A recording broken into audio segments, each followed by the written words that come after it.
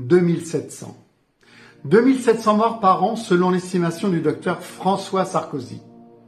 Ces 2700 morts sont dus selon lui à une lente procrastination passive. Mais ce chiffre n'est pas une fatalité, il peut être inversé et je me propose de vous expliquer cela dans cette vidéo.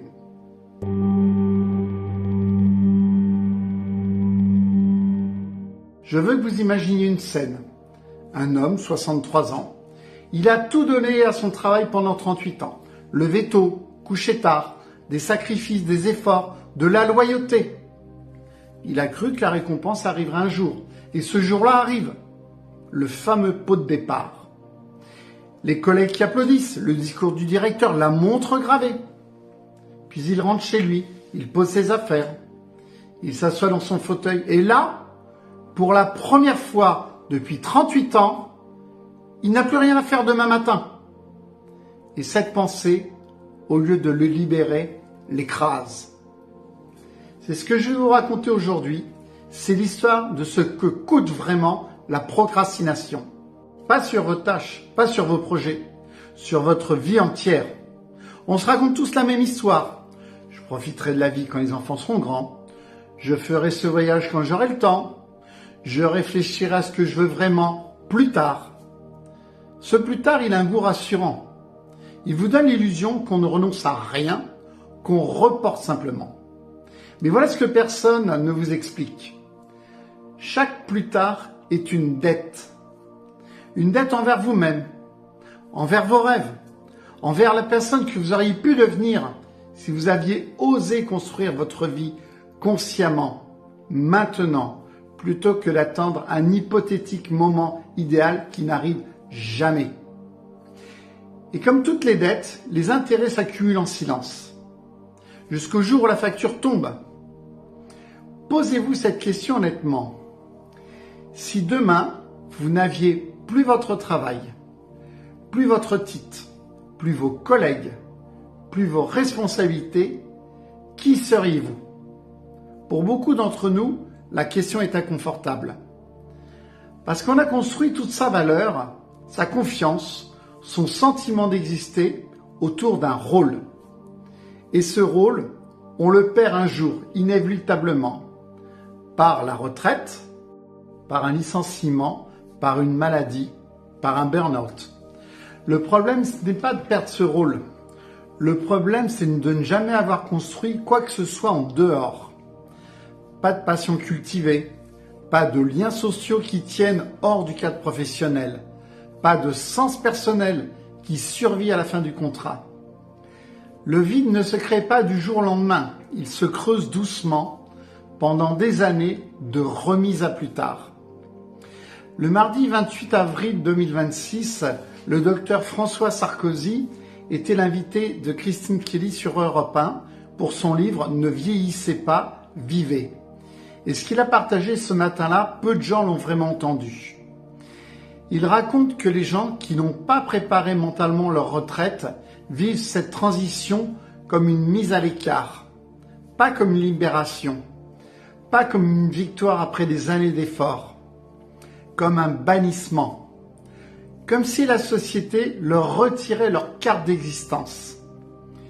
Et ces gens qui ont tout donné, qui ont tout sacrifié pour leur carrière, se retrouvent du jour au lendemain face à un silence assourdissant. Plus de réunions, plus d'urgence, plus personne qui a besoin d'eux, juste le temps immense, vide, impitoyable. Le docteur Sarkozy avance un chiffre que j'ai dû relire 2 fois tellement il m'a bouleversé. 2700 personnes par an chercheraient à mettre fin à leur existence dans les 18 mois qui suivent leur mise à l'écart de la vie active. 2700 personnes. Ce ne sont pas des gens qui avaient une vie difficile. Ce sont des gens qui ont travaillé dur, qui ont attendu patiemment leur tour, qui ont tout misé sur après. Et quand après est arrivé, ils n'avaient plus rien à quoi se raccrocher. 2700 personnes. C'est 7 personnes par jour. C'est peut-être votre père, votre oncle, votre voisin qui avait l'air si solide. Et ce n'est pas une fatalité. c'est le résultat d'une vie entière de procrastination sur les questions qui comptent vraiment. Je veux que vous imaginiez ce que ressent quelqu'un dans cet état-là. Vous vous levez le matin et pour la première fois de votre vie d'adulte, vous n'avez nulle part où aller. Vous regardez autour de vous. Vos enfants ont grandi et ils ont leur vie. Les amis, ceux du bureau, ont disparu avec leur badge d'accès. Le conjoint, qui est peut-être encore en activité, a ses habitudes. Et vous, vous êtes là, avec votre liberté, toute neuve, qui ressemble de plus en plus à une prison. Vous essayez de remplir les journées, la télévision, les courses, le jardin. Mais au fond, il y a cette question qui ronge, qui ne vous lâche pas. À quoi j'ai servi? À quoi je sers encore? C'est ça la douleur dont personne ne parle. Ah, c'est sûr, ce n'est pas une douleur spectaculaire. C'est une douleur sourde, lente, qui s'installe dans le silence des journées vides. Elle est d'autant plus cruelle qu'elle arrive au moment où tout le monde s'attend à vous voir heureux. Ah! Vous en avez de la chance, vous au moins. Vous n'avez plus à travailler. Mais à l'intérieur, c'est l'effondrement. Le plus tragique dans tout ça, ces personnes ne sont pas tombées du jour au lendemain. Elles ont glissé, doucement, pendant des années. À chaque fois qu'elles ont remis à plus tard la question de leur identité profonde. Chaque fois qu'elles ont dit « je verrai ça à la retraite ». Chaque fois qu'elles ont sacrifié le présent pour un futur qu'elles n'ont jamais construit. Ces 18 mois dont parle le docteur Sarkozy, ce délai entre le départ à la retraite et la crise, ce n'est pas un hasard. Les premiers mois, il y a encore l'adrénaline du changement. Les projets qu'on avait mis de côté, les voyages, le soulagement de ne plus avoir de patron. Mais vers le 6e, 8e, 10e mois, la réalité s'impose. Les voyages sont faits. Les projets reportés depuis 20 ans s'avèrent moins excitants qu'imaginés.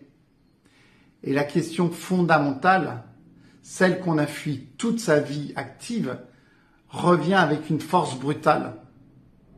Maintenant que j'ai du temps, je fais quoi de ma vie? Ceux qui ont une réponse, qui ont cultivé des passions, des liens, un sens personnel au fil des années, traversent cette période comme une renaissance. Ceux qui n'ont pas de réponse s'effondrent. Et la différence entre ces deux groupes ne se joue pas à la retraite. Elle se joue aujourd'hui, dans les choix que vous faites maintenant, dans les questions que vous choisissez d'affronter ou d'éviter. Je ne vous raconte pas tout ça pour vous faire peur. Je vous le raconte parce que vous êtes encore là, parce que vous avez encore le temps de choisir autrement. Parce que la vie que vous voulez, celle qui a du sens, celle qui vous portera même quand le travail s'arrêtera, elle ne se construira pas toute seule. Elle ne vous attendra pas sagement au bout de votre carrière. Elle se construit maintenant, une décision à la fois, une heure consacrée à vous à la fois. Une promesse tenue à vous-même à la fois. Le docteur Sarkozy dit qu'il faut préparer mentalement sa retraite. Mais ce qu'il dit en réalité, c'est ceci. Il faut préparer mentalement sa vie. Pas d'attendre d'avoir 60 ans pour se demander qui on est. Pas d'attendre que le bureau soit vide pour décider de ce qui compte. Pas d'attendre le silence pour apprendre à l'habiter. Ces 2700 personnes n'avaient pas prévu de souffrir. Elles avaient juste prévu de s'en occuper plus tard. Ne soyez pas plus tard. Si quelque chose dans cette vidéo vous a touché, si vous êtes reconnu quelque part, c'est que vous savez déjà qu'il est temps d'agir. Pas demain, pas dans une semaine, maintenant. J'ai donc décidé d'organiser un webinaire au mois de juin pour vous accompagner pas à pas dans votre transformation. Pour que vous arrêtiez de remettre à plus tard ce qui compte vraiment. Pour que vous construisiez, dès aujourd'hui, une vie qui aura du sens dans 10, 20 ou 30 ans.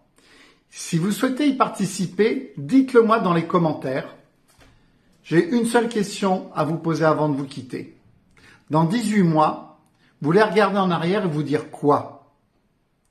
La réponse à cette question, c'est votre premier pas.